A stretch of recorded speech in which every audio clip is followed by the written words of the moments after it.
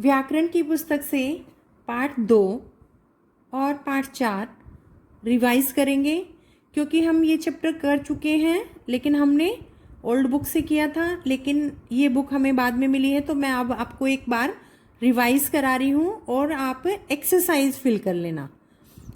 तो आपको इस बुक में से सारा अच्छे से लर्न हो जाएगा, क्योंकि व्याकरण सभी बुक में मिलता जुलता होता है, तो एक्सरसाइज में थोड़ा डिफरेंस हो सकता है, तो वो आप अब फिल कर लीजिए। तो आज हम करेंगे वर्ण विचार और संज्ञा की एक्सरसाइज। तो हम एक बार वैसे भी रिवाइज कर लेते हैं इसको थोड़ा। तो वर्ण विचार, वर्ण किसे कहते हैं? जब हम कुछ बोलते हैं तो हमारे मुख से अनेक ध्वनियाँ निकलती हैं। इन ध्वनियों को लिखने के लिए कुछ चिन्ह निर्धारित किए गए हैं। इन ध्वनि चिन्हों को हम वर्ण कहते हैं। वर्ण कौन से होते हैं? ए, स्वर और व्यंजनों को मिलाकर वर्ण बनते हैं। वर्ण भाषा की सबसे छोटी इकाई होती है। इसके टुकड़े नहीं किए जा सकते। तो वर्ण की डेफिनेशन होगी, वह छोटी से छोटी ध्वनि जिसके और टुकड़े नहीं किए जा सकते, वर्ण कहलाते हैं। फिर है वर्णमाला। प्रत्येक भाषा के वर्णों का एक निश्चित क्रम होता है। वर्णों के क्रमबद्ध तथा व्यवस्थित समूह को वर्णमाला कहते हैं। हिंदी वर्णमाला में निम्नलिखित वर्ण है। स्वर है, अनुस्वार, अनुनासिक, विसर्ग। फिर है व्यंजन। व्यंजन है स्पर्श व्यंजन, ऊष्म व्यंजन, अंतस्थ व्यंजन, संयुक्त व्यंजन, अतिरिक्त व्यंजन और आगत वर्ण।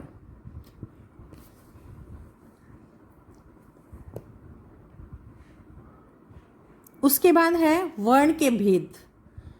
हिंदी वर्णमाला में वर्णों को 2 भागों में बांटा गया है, स्वर में और व्यंजन में। स्वर कौन से होते हैं? हिंदी में स्वर 11 हैं और संस्कृत में स्वर 13 हैं। इसमें हिंदी में एक री है, संस्कृत में 2 री आती हैं और एक री आती है, री। तो इसमें स्वर 11 हैं और संस्कृत में 13 हैं। स्वरों के भेद, स्वरों के 3 भेद होते हैं। ह्रस्व स्वर, दीर्घ स्वर, प्लुत स्वर। ह्रस्व स्वर वे होते हैं जिनको बोलने में सबसे कम समय लगता है। दीर्घ स्वर वे होते हैं जिनको ह्रस्व स्वर से दुगना समय लगता है। प्लुत स्वर वे होते हैं जिनको ह्रस्व स्वर से तिगुना समय लगता है। इन्हें प्लुत स्वर कहा जाता है।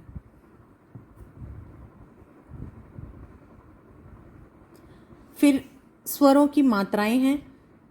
स्वर के देखो, ए की कोई मात्रा नहीं है। आ की मात्रा ये है, एक डंडा लगाया जाएगा। री की मात्रा ये है, ए एक मात्रा है। तो इस तरह से इनके उदाहरण लिखे हुए हैं, तो आप सभी मात्राएं पढ़ सकते हैं। फिर है व्यंजन। जिन वर्णों के उच्चारण में स्वरों की सहायता लेनी पड़ती है तथा वायु मुख से स्वतंत्रता पूर्वक बाहर नहीं निकलती, उन्हें व्यंजन कहते हैं। व्यंजन अपने आप में पूर्ण नहीं होते, स्वर के मिलने के बाद व्यंजन पूर्ण होता है। उससे पहले हम जैसे क है तो एक हलंत लगाते हैं उस पर। इसका मतलब है कि उसमें ए नहीं मिला हुआ, कोई भी स्वर उसके साथ नहीं मिला। जब उसके साथ कोई स्वर मिल जाता है तो उसका हलंत जो है हट जाता है, वह पूर्ण व्यंजन बन जाता है। तो व्यंजन स्पर्श व्यंजन, अंतस्थ व्यंजन और ऊष्म व्यंजन। मुख्य रूप से 3 भागों में बांटा जाता है व्यंजन को। फिर है स्पर्श व्यंजन में कौन कौन से आते हैं? स्पर्श व्यंजन में 5 वर्ग आते हैं। स्पर्श व्यंजन में 5 वर्ग आते हैं। क वर्ग, क ख ग घ ड़, इसका उच्चारण स्थान है कंठ। च वर्ग में पूरी च वाली लाइन, तालु है इसका उच्चारण स्थान। ट वर्ग में ट ठ ड ढ, मूर्धा है इसका उच्चारण स्थान। त वर्ग त थ द ध न, दंत। प वर्ग प फ ब भ म, ओष्ठ।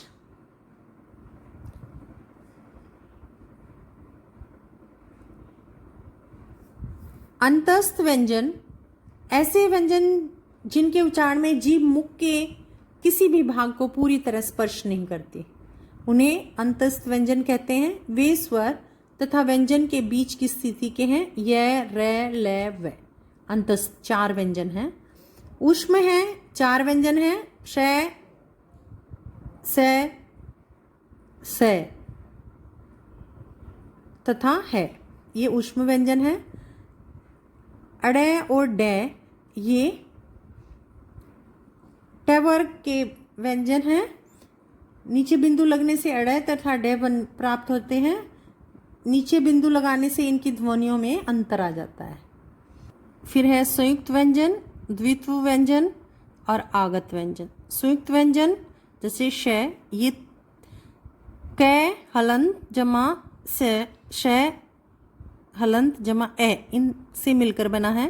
त्र हलंत जमा र हलंत जमा ए से मिलकर बना है। य जमा य से मिलकर बना है। श्र श जमा र से मिलकर बना है।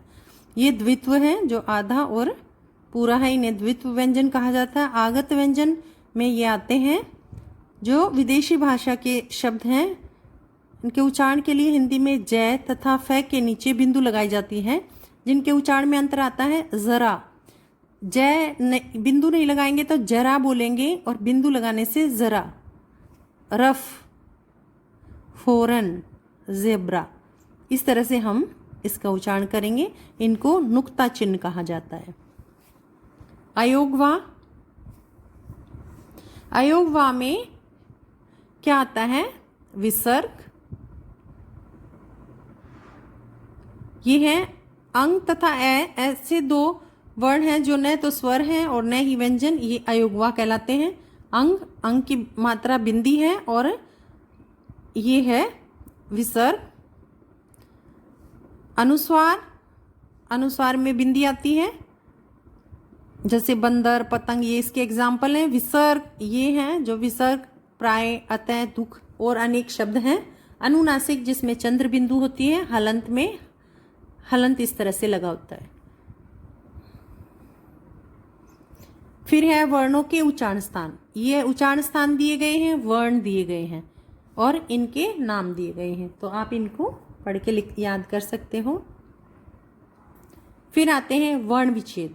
वर्णों को अलग अलग करना, काटना, वर्णों को टुकड़े करके लिखना। गरम, ग, हलंत जमा ए जमा र जमा ए जमा मैं जमा ए, गरम। झरना, चीता, किताब। तो इन वर्णों को मात्रा के साथ, जैसे क है, क में हलंत लगाएंगे, फिर जो मात्रा दी हुई है, जैसे छोटी की मात्रा है तो छोटी ई लिख देंगे हम। तय है, हलंत लगाएंगे, उसमें आ की मात्रा है तो आ साथ जोड़ देंगे, और बै हलंत है तो उसमें ए जोड़ देंगे। अगर हमें इसी तरह से वर्णों का संयोजन करना है तो हम इसी एग्जाम्पल के द्वारा करते हैं। जैसे क और ई को जोड़ने से क्या बन गया? की। ये बन गया की, तय, आ, ता, बै, ए, किताब। तो इस तरह से वर्णों को जोड़ने से वर्ण संयोजन होता है।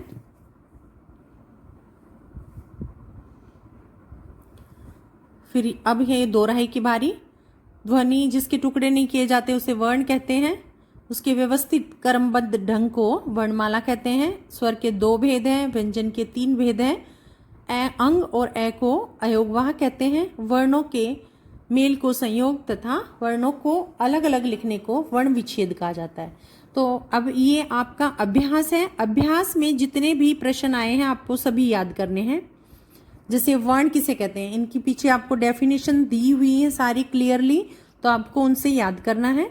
वर्ण के कौन कौन से भेद हैं, स्वर वर्ण के कितने भेद हैं, व्यंजन किसे कहते हैं, सारी डेफिनेशन बिल्कुल क्लियर लिखी हुई है। तो बेटा आपको वो याद करनी है अच्छी तरीके से, आपके एग्जाम में आएंगी।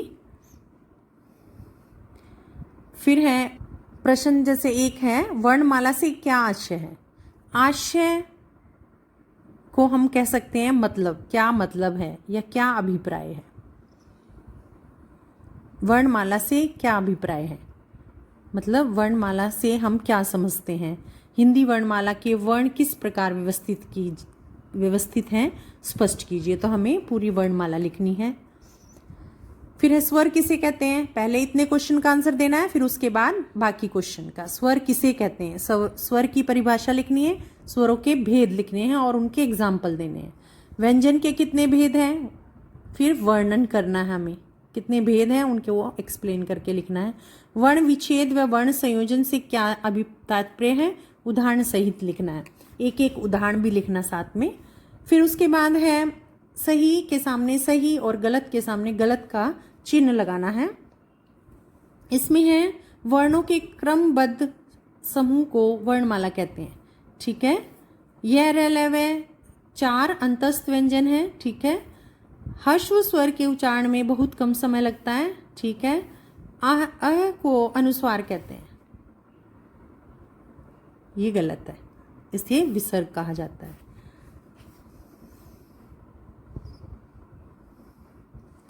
प्रश्न ग, निम्नलिखित वर्णों के उच्चारण स्थान लिखिए।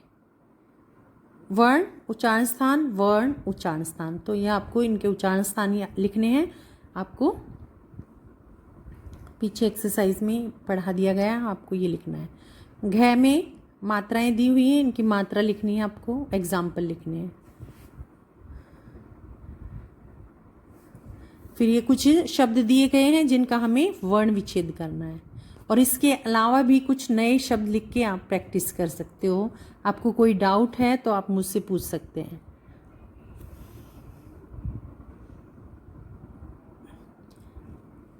अब हम करेंगे पाठ 4 संज्ञा, जो कि हमारा हो चुका है लेकिन हम ये रिवाइज कर रहे हैं। तो पाठ 4 में है संज्ञा, जो कि आप 2nd 3rd क्लास से पढ़ते आ रहे हैं। संज्ञा की परिभाषा क्या है, जिन शब्दों से किसी प्राणी, वस्तु, स्थान, गुण, स्थिति अथवा उसके भाव का बोध होता है उसे संज्ञा कहते हैं। संज्ञा के भेद 3 भेद हैं। जातिवाचक, व्यक्तिवाचक, भाववाचक। जातिवाचक में जाति के, एक ही जाति के प्राणियों, व्यक्तियों, वस्तुओं और स्थानों के नाम का बोध करने वाले शब्द को जातिवाचक संज्ञा कहते हैं। जैसे लड़का खेल रहा है, सभी लड़कों की जाति है, ये नहीं पता कौन लड़का खेल रहा है, लेकिन लड़का जाति को प्रकट कर रहा है। यह शहर बहुत सुंदर है, यह शहर। विद्यार्थी स्कूल जा रहे हैं, तो विद्यार्थी, तो ये एक जाति को प्रकट कर रहे हैं हम, तो इसे जातिवाचक संज्ञा कहते हैं। अगर उसमें आ जाता है मोहन स्कूल जा रहा है या मोहन खेल रहा है, तो वह मोहन एक नाम हो गया है, तो उसे बोलेंगे व्यक्तिवाचक। प्राणियों के सामान्य नाम औरत, आदमी, बच्चे, लड़का, लड़की, शेर, गाय, बकरी, ये कुछ भी जाति को प्रकट कर सकते हैं। स्थानों के नाम मंदिर, गांव, देश, शहर, अस्पताल, कार्यालय और भी अनेक हो सकते हैं जिनसे किसी जाति का पता चले। वस्तुओं के नाम टीवी, फ्रिज, कंप्यूटर, कुर्सी, मेज, पुस्तक, बैट, कुछ भी, बैट, बॉल, ये कोई भी वर्ड हो सकते हैं। फिर है जातिवाचक संज्ञा के भेद। जातिवाचक में क्या है, द्रव्यवाचक और समूहवाचक। द्रव्यवाचक जिन संज्ञा शब्दों से द्रव्य तथा पदार्थों के नाम का बोध हो उन्हें द्रव्यवाचक, यानी कि किसी भी, जैसे किसी भी चीज का, जैसे सोना, चांदी, पीतल, तांबा, घी, दूध, मिट्टी का तेल, पेट्रोल, कुछ भी शब्द हो सकते हैं जिनके बारे में हमें पता चलता है। उसके बाद है समूहवाचक।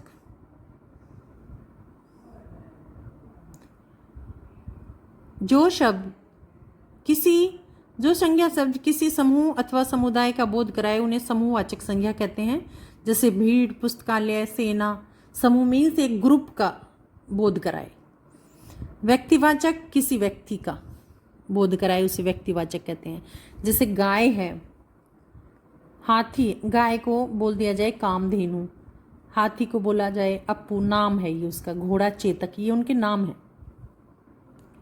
तो अगर उसका नाम बोला गया है तो वह व्यक्तिवाचक संज्ञा में आएगा।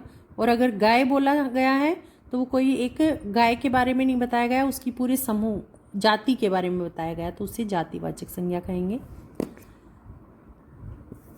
व्यक्तिवाचक में क्या आते हैं, नदियों के नाम, गांव के नाम, नगरों के नाम, महीनों के नाम, पहाड़ों के नाम। जातिवाचक और व्यक्तिवाचक संज्ञाओं में अंतर। जातिवाचक संज्ञाओं में से एक जाति के प्राणियों का वस्तुओं का बोध होता है, परंतु इन प्राणियों और वस्तुओं को एक विशेष नाम दिया जाता है तो वह व्यक्तिवाचक संज्ञा का निर्माण करती है। जातिवाचक मीन्स जैसे विद्यार्थी बोल दिया गया या स्कूल बोल दिया गया, तो स्कूल यानी कि कोई भी स्कूल हो सकता है, लेकिन अगर बोल दिया जाता है कि infant school, DPS school, DAV school, यानी किसी स्कूल का नाम दिया जाता है तो उसे व्यक्तिवाचक कहा जाएगा। और अगर केवल स्कूल बोलते हैं तो वह जातिवाचक में आएगा।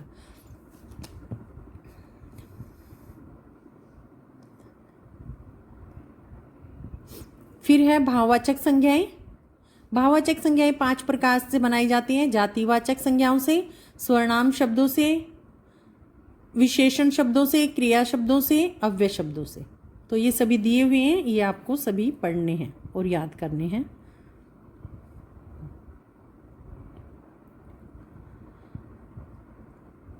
अब है दोहराने की बारी। किसी प्राणी, वस्तु, स्थान, गुण, स्थिति अथवा भाव के नाम का बोध कराने वाले शब्दों को संज्ञा शब्द कहते हैं। संज्ञा के 3 भेद हैं: जातिवाचक संज्ञा, व्यक्तिवाचक संज्ञा, भाववाचक संज्ञा। जातिवाचक संज्ञा के 2 भेद हैं: द्रव्यवाचक संज्ञा, समूहवाचक संज्ञा। जिन शब्दों को से किसी विशेष प्राणी, वस्तु या स्थान का बोध हो उसे व्यक्तिवाचक। भाववाचक संज्ञा 5 प्रकार से बनाई जाती हैं। जातिवाचक से संज्ञा से, स्वर्णाम शब्दों से, विशेषण शब्दों से, क्रिया शब्दों से, अव्यय शब्दों से। तो ये हमने जल्दी जल्दी अपना दोहराने वाला काम कर लिया है। अब आते हैं हम अभ्यास पर। अभ्यास में क्या है, ये सभी प्रश्न हैं, इनकी डेफिनेशन आपको पीछे दी गई है पार्ट में। तो आपको जब पार्ट में रीड करोगे तब आपको सारी परिभाषाएं मिल जाएंगी। तो ये सारी परिभाषाएं आपको लिखनी नहीं है, आपको बुक में से ही याद करनी है, वो क्लियर लिखी हुई हैं। उसके बाद है ये सेकंड क्वेश्चन, आओ कुछ लिखें। ये भी आपको प्रश्न पूछे गए हैं, प्रश्न के अनुसार ही हमें उत्तर देने हैं। जातिवाचक संज्ञा की परिभाषा उदाहरण के साथ लिखनी है और उनके भेद के नाम लिखने हैं।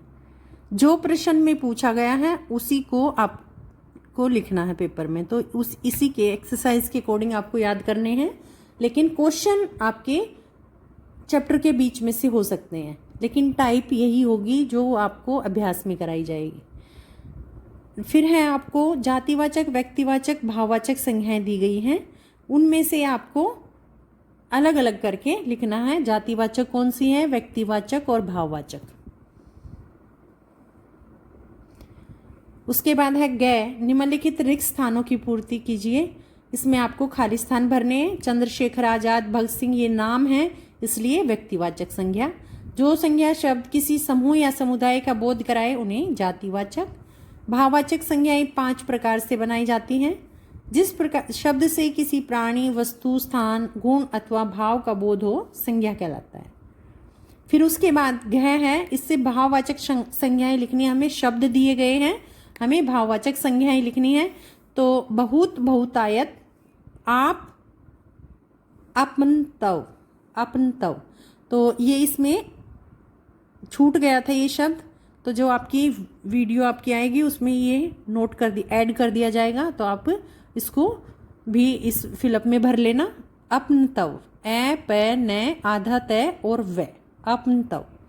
वीर, वीरता, शाबाशी, निडर, निडरता, सिलना, सिलाई, पूजना, पूजा, सभ्य, सभ्यता, बंधु, बंधुत्व, माता, मातृत्व। अब ये तो आपके एक्सरसाइज में क्वेश्चन से, लेकिन पीछे बहुत सारे शब्द दिए गए हैं, तो पेपर में आपसे कोई भी पूछा जा सकता है, तो आपको सभी अच्छी तरीके से पढ़ने हैं।